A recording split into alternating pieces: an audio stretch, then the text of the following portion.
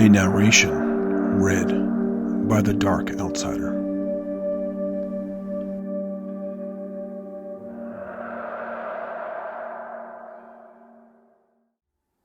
Hello, my name is Eddie, and I was told to write this diary by the nice man who makes me feel calm whenever I feel bad. He said I'd feel better if I write down my feelings in this. Well, I don't know how I'm feeling. I feel alright, I guess. So I don't know what feelings I should write about. I'm fine. Eddie is totally fine. Fine. Fire. I like fire. I like the heat. I'm happy. I'm very happy, but people all over are sad. Fight.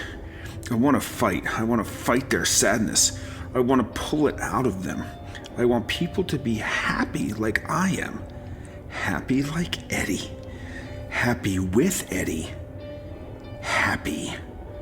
I wonder if the man who told me to write this diary is happy. If not, maybe I can help him. Maybe I can pull the bad out of him. The man who gave me this diary read the first entry and said he's pleased with me expressing my emotions. I have no idea what he's talking about. I don't remember expressing my emotions there. Anyway, dear diary, let me tell you about myself. I'm living in this fancy hotel for a while now. A few years, I think. I don't remember. The staff says I can't leave. They say I'm not even allowed to leave my room on my own. I don't mind, however. I have here everything I need. There are books, a nice old TV, and even a laptop. I rarely use that. It's kind of hard for me to deal with the small buttons on the keyboard. I'm kind of lonely. I wish I could talk to someone, but the hotel staff says I can't. They won't tell me why. And they get angry when I ask them over and over, and I don't like it when they're angry with me. It makes me feel bad. I don't like feeling bad because when I do, I can hear people say sad things under their breath. They sound very depressed to me when I feel bad. Good thing my sister shows up a few times a day to give me food and talk to me. Well, she's not really my sister, but she's the only person who talks to me regularly. She makes me happy, and I find it funny how she always wears this white coat. I wonder why she keeps wearing it inside. It's pretty pleasant in here, I think. I might ask her the next time she shows up. Dear diary, last night you spoke to me. You said some nasty things. It made me feel bad. But you kept saying nasty things, really nasty. Why would you want me to hurt myself? Why would you want anyone to hurt? I thought we were friends. I guess I'm not gonna use you for a while. It's been a while since I've written to you my diary. Today was nice. My sister came to check up on me. I even got to hug her, which is very nice. I missed being hugged so much. I felt my eyes welling up when she hugged me. I felt like I was being hugged by my mom again. I couldn't help myself and I asked her when I could see my parents again. And I know she hates when I ask these kind of questions. I don't know why, but I know she does. I mean, it's weird. She gets upset when I do, but oh well. There are many oddities in this world. Maybe my sister doesn't like her own parents. Maybe her mommy was abusive and told her that girls are bad. Maybe her daddy wasn't there to protect her when her mommy hit her for being a bad girl. Maybe it's something else. I don't know. I'm not sure I should ask. My sister got this sad look in her eyes when I asked her about my parents and told me that I can't for now. She apologized and started asking me about my week and whatnot. Turns out she's about to have another child. That's so cool. I'm happy for my sister. It's sad though, because she'll be gone for a while soon. I hope she'll be back quickly. I enjoyed talking to my sister today. I hope he can do it more frequently. She's the best. It's been a while, diary. My back and legs hurt, and I don't feel so good. Doctor came, said I have arthritis. Odd.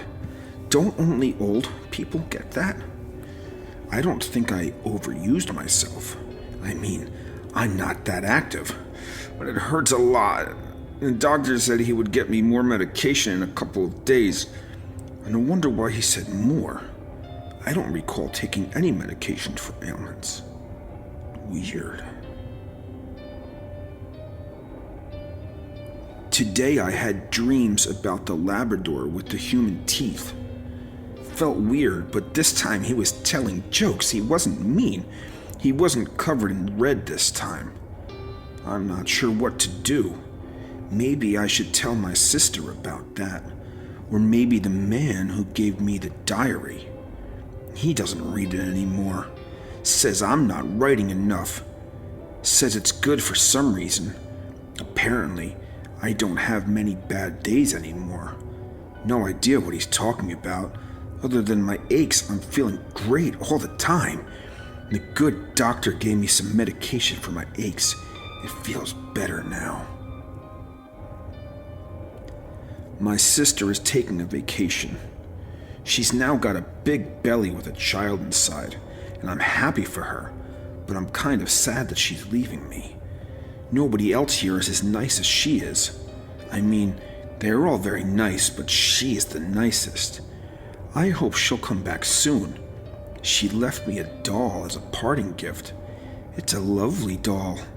Looks a bit like a ghost with her pale coloring and a long white dress. I'm gonna call it Lucy, after my sister.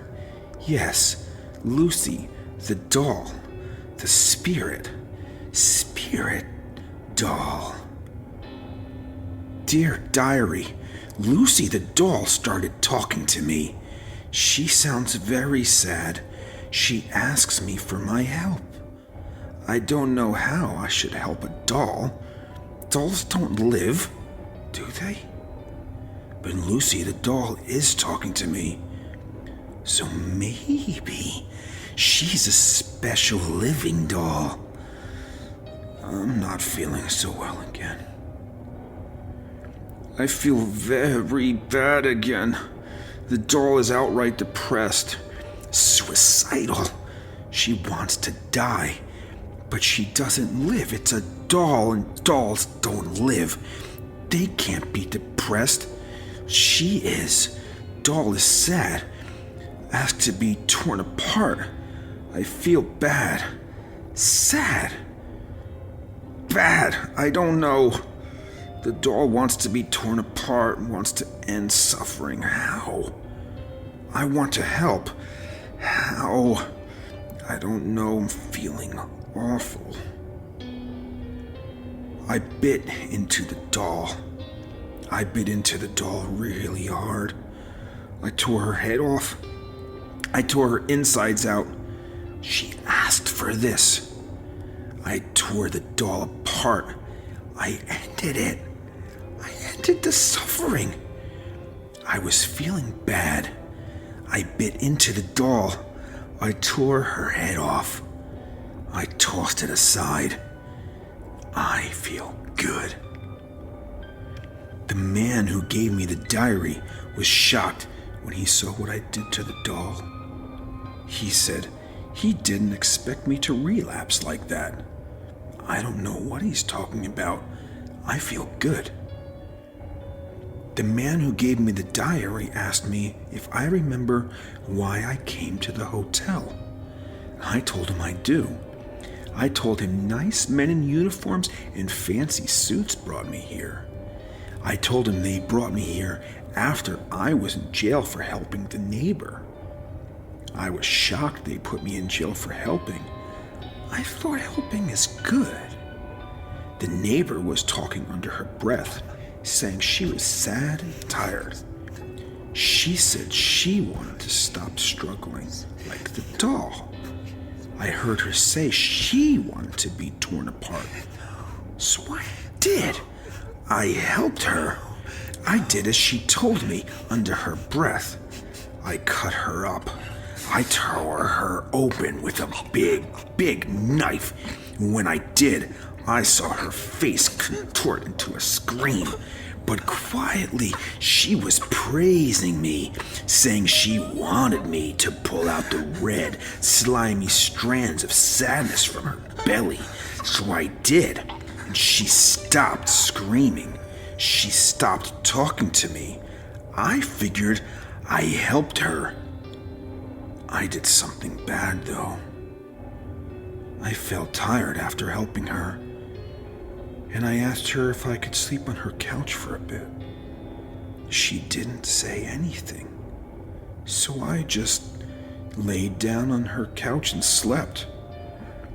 I woke up to screams of violent men. They were screaming something about murder. I didn't murder anyone, I was just helping. I listened to them and did as they told me. Eventually, that's how I ended up in this hotel, and I'm not sure how I feel anymore, diary. I kind of feel bad. Different kind of bad. I feel sad. Like when Mommy used to beat me for talking to girls at school. I hate Mommy. Bad Eddie. Can't hate Mommy. She birthed me. Bad Eddie. Stupid. Maybe I should just lay down. Maybe someone will help me too. I hope they do. I'll ask the nice bird man in the corner of my room if he can. He looks like he's a good person. Something is very strange about him, though. He sounds like the Labrador with human teeth from my dreams. Dear Diary, I woke up today with scratches on my arms. I'm not feeling good. The Birdman didn't help. He told me I should scratch myself. I told him no. Maybe he scratched me, I don't know. I'm not feeling so good. The bed sheets are talking to me now.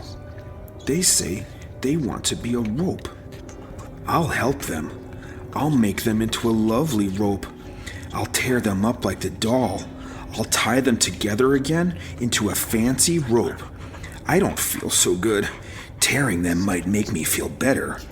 It will distract me, as I want to feel good.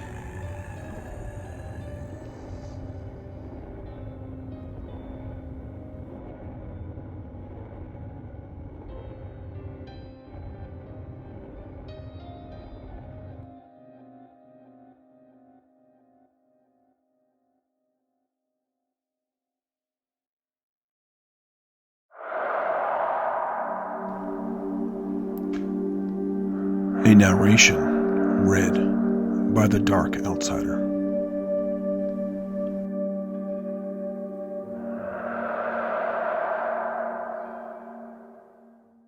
Today has been a most excellent day. A most excellent day indeed. It must have been around midnight, and I was stalking the back alleys, scanning the dirty street corners and disheveled parking lots through the rain. It was windy too. That kind of wind that just cuts straight through you no matter how many layers you wear. Windy enough so that the rain tilted at an angle and sneaked its way into the city's crevices, where the street people could be found. There wasn't a dry spot to be seen, even under the withered balconies where they loved to squat. I had barely walked a mile from my flat when I found one huddled up in the doorway of some decrepit old shop across the road, shaking and clutching his legs to his chest. I didn't blame him for that. The cold was particularly strong that night, and even in my padded coat and storm trousers, I was shivering something fierce. What he must have felt like in tatty denim, I dread to think. So I crouched down in front of him, right? And he has this look on his face, this tired, half-asleep look. I can tell his mind's almost frozen over. There's a little apprehension in his eyes, but no hostility. Too cold for that. He looks a few weeks away from death. Maybe a little longer if he can scrounge up something from one of the dumpsters nearby. He's proper skin and bones, and his clothes are sagging off his frame. All he's got to ward away the conditions is a filthy blanket that's littered with stains of all sorts. But he's fresh. I can tell he's only been out here a month at most. The more grizzled ones have scars and bruises, and a lot more hair on their faces. They've seen more, so they know more. And that makes them harder to get. "What's up, mate? Sleeping it rough?" I spoke as casually as possible, flashing my warmest smile. One thing that's hard to get right is making sure you aren't being patronizing. You never want to make them think you're making fun of them. There's no going back after that. "Who are you?" he mumbled.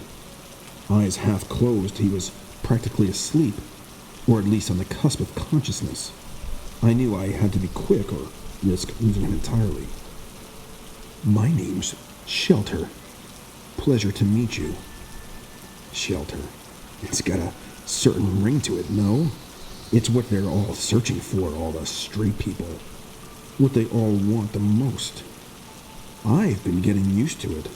Sometimes I write it on the back of old envelopes like a signature, or say it to myself in the mirror, practicing my smile. "Good morning, Shelter." "Hello, Shelter." "How are you today, Shelter?" "You're a handsome devil, aren't you, Shelter?" "I run the hostel on Brookfield Lane, just around the corner," I continued. The man's eyes lit up. "Hostel?" he whispered coarsely. "There's a hostel?" "Yeah, mate. It's for younger lads like you. Part of the fellowship project. You might have heard of us?" "Any chance of a place to sleep? Maybe a warm meal?" I tilted my head slightly, biting my lip. "No, not tonight. It's too full up. Might be space in the morning if you get there early enough." He let out a deep sigh, staring down at the pavement. A few seconds pass as he ponders the idea. He glances up at the clouds a few times, most likely thinking about the long, cold hours ahead. "There's a comfy sofa at my place, you know. If you don't mind roughing it," I add. The light returns to his eyes instantly, and his mouth curves up a little into an almost smile. "You serious?" "Deadly serious." I flash another smile, nodding my head gently. "And I can make sure you get a place at the hospital, too. Come on, you don't want to be out here much longer. The rats will come out soon.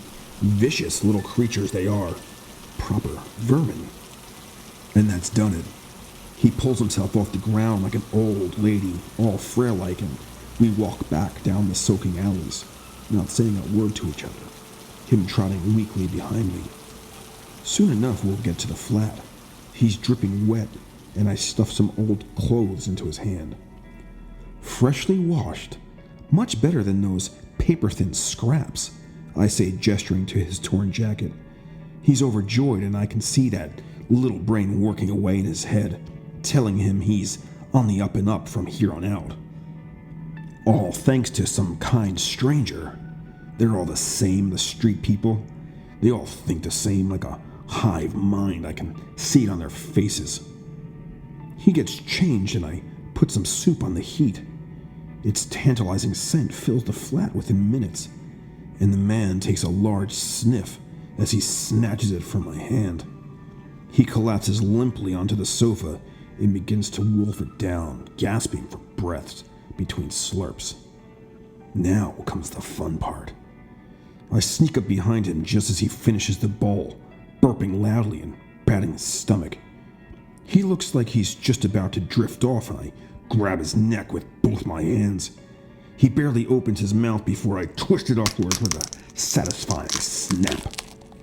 His body lands with a thump on the basement floor. Is it cruel? Selfish? I wouldn't say so. Now he's neither cold nor hungry. It's not like anybody's going to miss him either. It's practically a mercy killing. But my work is never done. I could clean up 1,000 disgusting bums like him, and there would still be thousands more plaguing the streets with their filth. Drunkards, crackheads, criminals, the lot of them. Any regular person would be horrified at these acts, I've come to realize. If they ever found out, they'd call it murder. But it isn't murder, not in the way they mean it to be. Killing for your country on the fields of some war-torn village isn't murder. Hell, if you do it well enough, they call you a hero. So, if I dispose of a few drugged-up, scruffy tramps weighing the nation down like an anvil, how am I? A murderer? No, I'm the opposite. A soldier out of uniform, killing for his country, and I'm going to make a difference. The man's body lies against the woman who came before, a meth-head prostitute in her 20s. They look sweet together, and every now and then, I go back down for another look.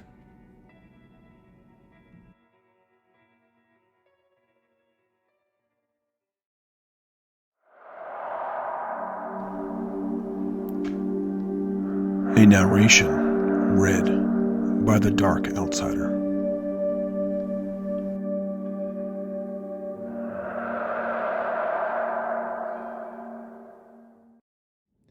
Many cultures believe in the idea that cameras can steal your soul. I mean, I don't blame them. Just think back to the days when the camera was first invented. It was almost magical, you know? Being able to capture the image of a person. It's only natural people would fear that their souls were being claimed in those little pieces of paper. The fact that something so important, so eternal, could be destroyed with such little course of action, such as tossing the photo into a fire. And if you think about it for a second, it makes sense. Like, look at ghosts or whatever proof people have been able to produce about them. I've tried ghost hunting, seances, everything, and I've got nothing to show for them. Years of searching for evidence of something after the show, wasted. It's a little upsetting, to be honest, comparing my results to the hundreds of videos and photos online. And even out of those, I still haven't found what I'm looking for. Some days, I find my face pressed right up to the electronic glass, trying to match those pixels with a face from my memories. But maybe that just proves my theory. Maybe when you die, there's a book of rules about the afterlife we're given. And somewhere in that book, between article you can pass through walls and section there are others worse than us, it states you can be captured by a camera. So you better watch out. Makes the Ghostbusters look like idiots, huh? Imagine that, just one picture, and the remainder of your existence is dedicated to collecting dust and fading away in someone's album.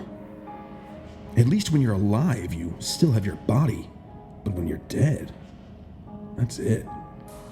Your spirit is all you have. So maybe she's already been caught.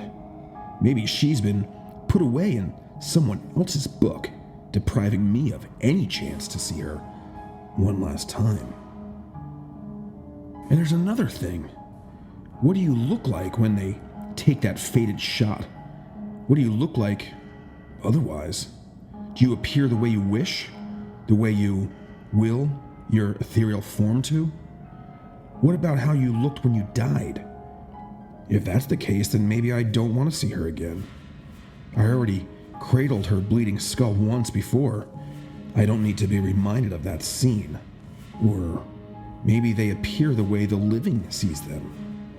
Oh, how I pray for that to be the truth. What do you mean you don't understand? You're the one who was asking why I was doing this. Now sit still for a second. You shouldn't even be able to move this much with those restraints. You want to know what I think personally? I believe that every image taken, every vanity-driven selfie, steals a piece of one's soul. If you're really that egotistical to constantly need to remind others and yourself of your beauty, then maybe you don't deserve a soul. Like you, posting every day to that goddamn Instagram, striking jealousy and lust in hearts alike. Your generation, you're so full of yourselves. Everything is me, me, me, now, now, now. Instant access to everything at any time. No one ever taught you humility, respect, honor.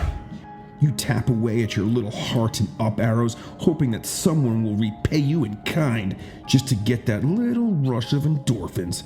You willingly splinter your souls for social appeal. And maybe if you weren't so goddamn pig-headed, my wife would still be here. What the hell was even worth taking a picture of while you were driving, huh? Everything would be blurry, out of focus and disgusting. But you didn't care. You needed to let everyone know how wonderful your life was in that moment. Not before getting in that car, about how good it was going to be, or after the trip was over and recounting how good it was. No, you needed to give another part of your spirit away to the internet right then and there. I've already collected all the other pieces from your Instagram and Facebook. Now I just have to capture the rest. But don't worry, I'll make good use of your soul. Maybe a bargaining chip during my next seance. If I can contact him, maybe he'll bring her back, provided no one has caught her on film yet. So piece by piece, picture by picture, I'll get there. Do you feel empty yet?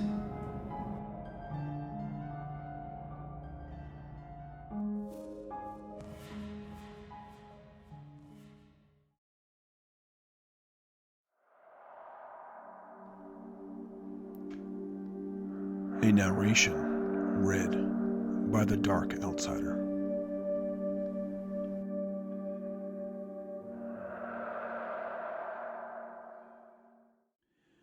Darcy Tanner loved silence. He had a fondness for music, classical mainly, but voices were grating, rough like sandpaper on his eardrums. And he hated kids even more, always screaming and yelling and running around, making noise. But his favorite sound of all was when there was lack thereof, a rarity to find in this day and age. As he strolled down the sidewalk, Darcy paused for a moment and looked at the tricycle tipped over in the driveway. He looked up and after a moment recognized the home, the Richardsons, family of 5, 3 kids. The youngest boy was always screaming, whether he was playing or asking for a drink of water. Not only that, but the boy had a shrill voice that pierced one's ears. The little shit also had a habit of hitting people and then running away outside to escape on his tricycle and join his friends down the street. Absolutely spoiled. It was a kind of relief seeing that 3-wheeled vehicle sitting lifeless on the cement. Darcy smiled softly, then continued on through the neighborhood. The morning mist swirled around his legs, blanketing the suburbia in a knee-deep fog.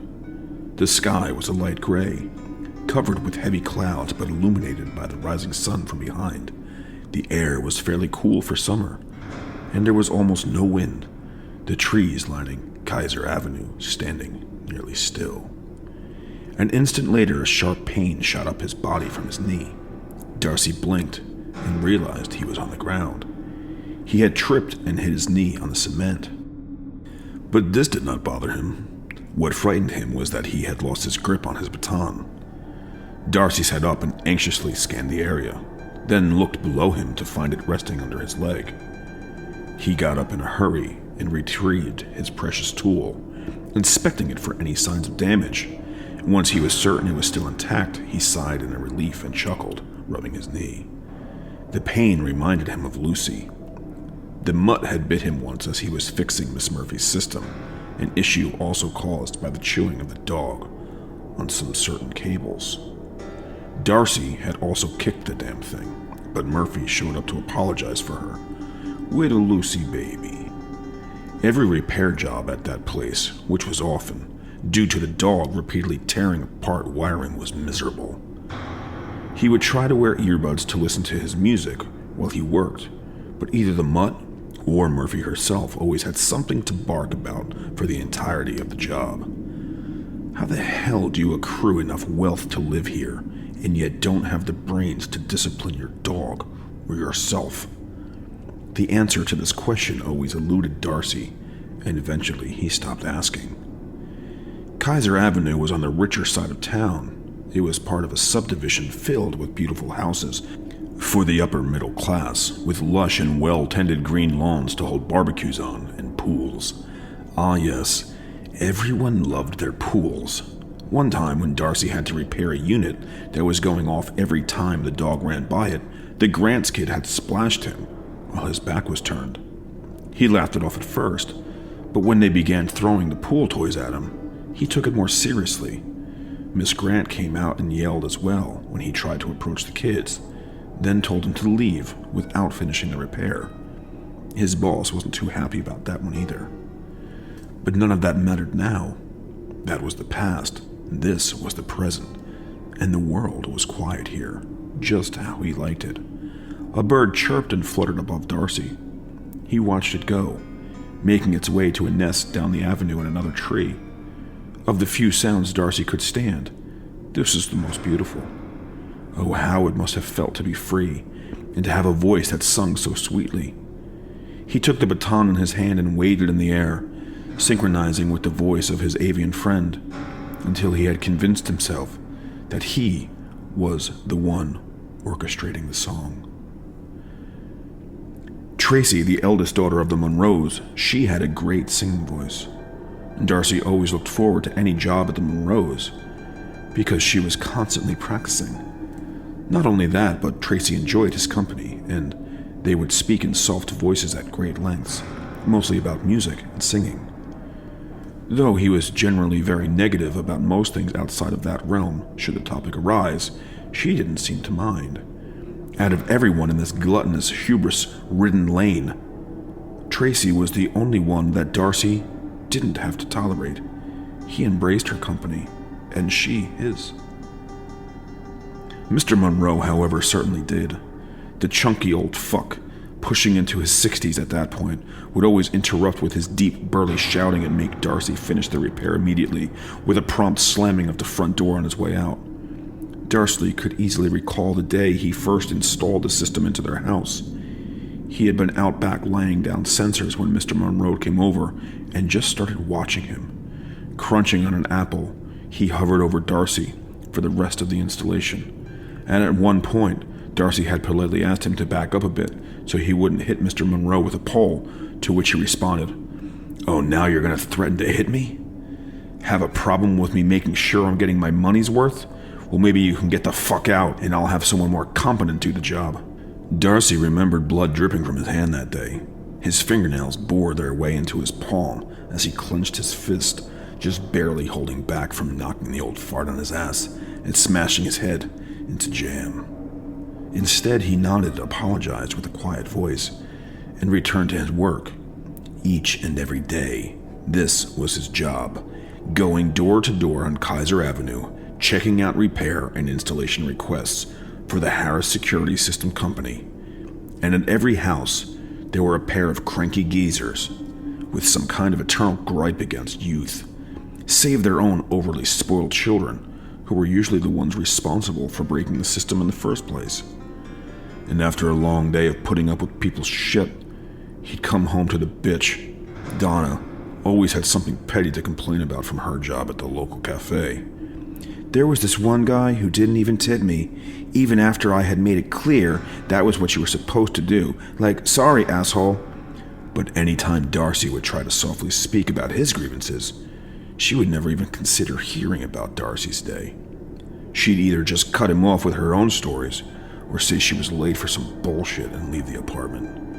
A boiling anger started within Darcy, but he tried with all his might to contain it. Standing there in the middle of the street, he gritted his teeth and closed his eyes, but the memories flooded to him anyways. Donna's birthday was last night. When she came to him asking for her gift, Darcy blankly pulled out a metal tube of sorts. What the fuck is this? Some kind of weird sex toy? Is this seriously what you got me? Donna made a disgusted face, the one he'd grown to see all too often. Darcy took the tube back. No, he replied, reaching for his back, gripping his baton. He spun the tube into it and simply replied, "This is." Though he hated this woman so, he conducted a fine piece for her, something to the suite of Beethoven. Deep and drumming was their breakup, bellowing from the bottom of his heart. One final song before she left. After they parted ways that night, Darcy began to pack his bag, the baton, some sheet music, and his laptop for work stuff. Darcy had been thinking about this for weeks. No, more than that. More than months. This was years in the making, ever since he was a child. He had always wished to conduct a massive symphony, and this was his chance. He reached the avenue at about 4:30 in the morning. Though everyone on the avenue owned a Harris security system, the people there weren't of enough importance to hire wandering security. Save that shit for Bel Air. He entered onto the street, parked his van, and reached for his laptop. After logging a repair job, he deactivated all of the systems on Kaiser Avenue. It's time for the show. He began at the Richardsons, entering around the back through a sliding door. He started his way upstairs, moving slowly as to not cause a creak on the floorboards. His sheet music led him up to the children's room. The best kind of music starts at piano, he thought. The door was open just a tad, enough for him to open some more and begin the song. After a couple of notes, there were sounds of movement in the house. The audience had begun to stir. Moving from room to room, Darcy graced the residence with his music, but he quickly lost their attention, and their cheers disappeared. Frowning, Darcy decided to find a new audience. Next door was Murphy. Someone as sophisticated as her must have an appreciation for good music. Entering the front door, one of the drummers started going by her own beat. Darcy scanned his orchestra and found the rogue, then quickly signaled for the rest of the players to show her how music is truly played. Patting Lucy's hair, Darcy looked up to Murphy, watching him play. He smiled and gave her a short solo segment. Darcy continued through the neighborhood, his symphony ringing through each household, but each time his new audience grew too bored too quickly and went back to sleep. Eventually, he reached the Monroes. Darcy wiped his brow. He had saved the best part for last, for Tracy. In her room, he gestured for a single violinist to hold a single note as long as they could. He nodded and did so, dragging the bow over the string with the greatest of care. Crash! The clash of cymbals erupted from behind Darcy, bringing the orchestra into fortissimo. He turned to find Tracy's father standing there, his own baton in hand, trying to take the stage. Enraged, Darcy attacked Mr. Monroe. No, this is my song, he screamed, taking his baton and smashing Monroe in the nose with the handle. A ribbon of crimson flowed around him as Darcy continued hitting Monroe, the metal butt crushing the skull. The symphony hadn't fallen silent by this point, save one pianist, hitting the deepest note he could, over and over and over again. Monroe coughed, and more blood splattered onto the floor of the concert hall. Darcy's eyes flamed in rage. He took the violinist's bow and jammed it into the fat man's gut, more ribbons spilling from his innards. The pianist fell silent, and the only sound that remained was that of squishing flesh being penetrated by Darcy's blade. Once he was satisfied, Darcy stood up and looked down upon his work. He turned his head and looked toward his darling Tracy, her white bedsheets coated in a spray of blood that continued to leak from her beautiful neck. Wiping a tear away, he approached her and closed her panic-stricken eyes, then combed her hair in his fingers. "I'm sorry. I'll never forgive myself for destroying such a beautiful voice." With the symphony concluded, Darcy Turner walked outside. A light fog had rolled in. He looked at the silenced .22 in his hand and closed his eyes. The neighborhood was quiet. There were no screaming children, no angry seniors, and no barking bitches, just blissful silence to complement the conclusion of his masterpiece. And who knows, perhaps someone out there was calling for an encore. He chuckled to himself at the thought. They'd have to wait, for now. It was time to relax and bask in this quiet new world he had created. After all, Darcy Turner loved silence.